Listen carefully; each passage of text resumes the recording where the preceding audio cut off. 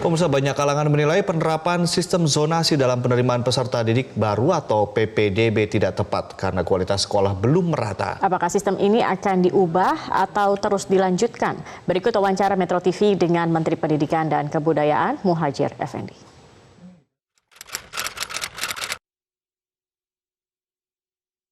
Sistem zonasi itu sudah kita terapkan ini untuk tahun ketiga.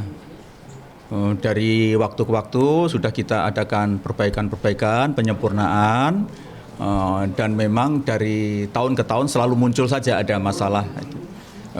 Tentu saja ini justru memacu kita untuk terus melakukan evaluasi seperti yang disarankan oleh Bapak Presiden Joko Widodo untuk terus dievaluasi mana yang belum baik disempurnakan. Memang sistem ini sangat besar, menyangkut nasional, berarti akan melibatkan 263 juta penduduk, ada 51 juta siswa, ada 3.017.000 guru, ada 240.000 sekolah. Jadi ini memang pekerjaan besar gitu ya.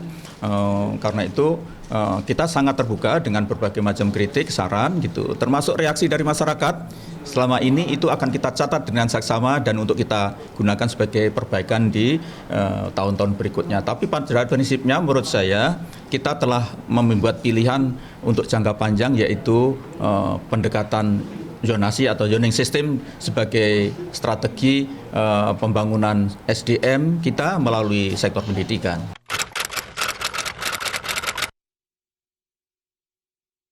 Sudah semakin membaik dan setiap tahun itu mesti muncul persoalan gitu ya, dan kemudian kita selesaikan.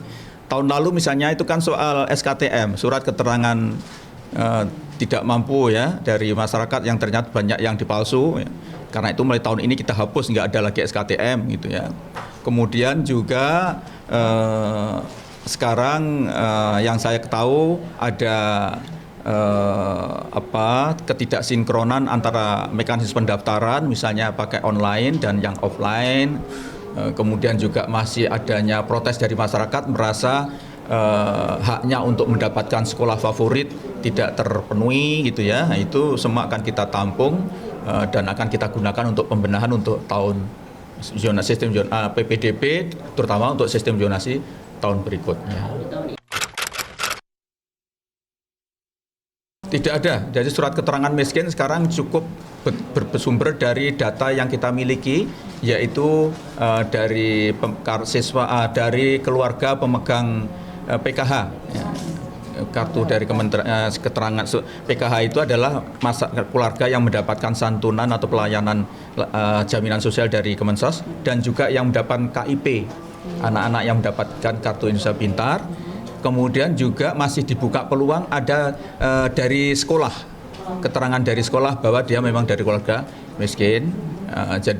Tapi tidak boleh lagi pakai surat keterangan tidak mampu dari warga dari desa, yang itu setelah kita evaluasi banyak terjadi penyimpangan yang terjadi pada tahun lalu.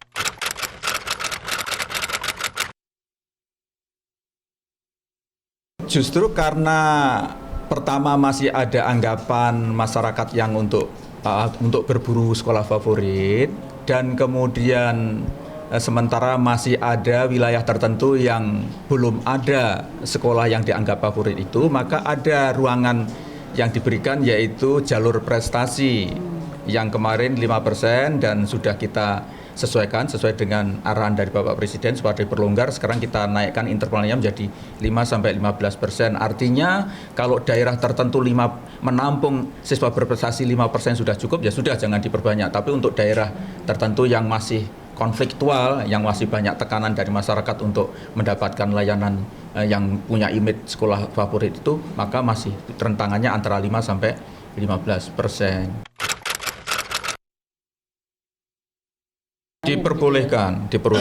Untuk anak yang berprestasi di dalam zona itu sudah otomatis ya, akan diterima. Cuman memang kalau di zona itu sekolah negerinya belum cukup, maka bisa diadakan perankingan seperti yang dilakukan oleh Provinsi Jawa Barat. Kemudian nanti yang di luar ranking diarahkan ke sekolah swasta yang ada.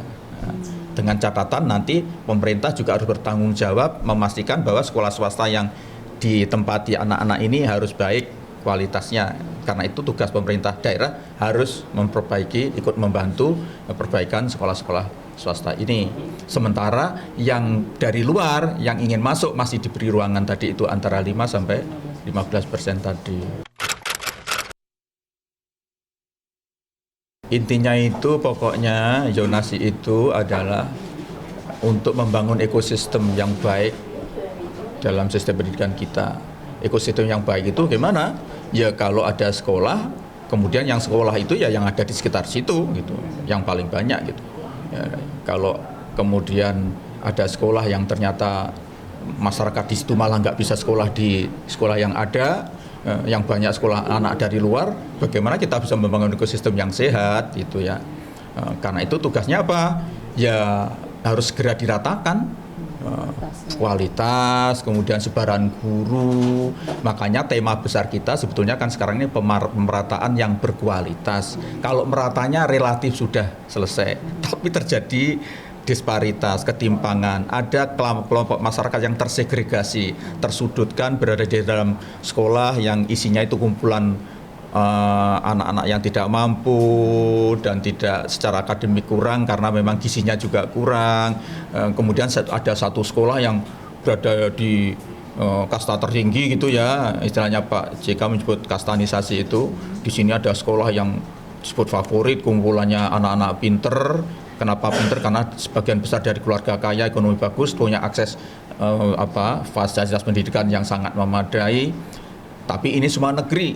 Nah ini yang tidak boleh. Ini bertentangan prinsip sila kelima Pancasila, yaitu keadilan sosial. Di mana keadilan sosialnya kalau negara itu memberikan hak istimewa kepada kelompok masyarakat tertentu, mensegregasi kelompok yang lain.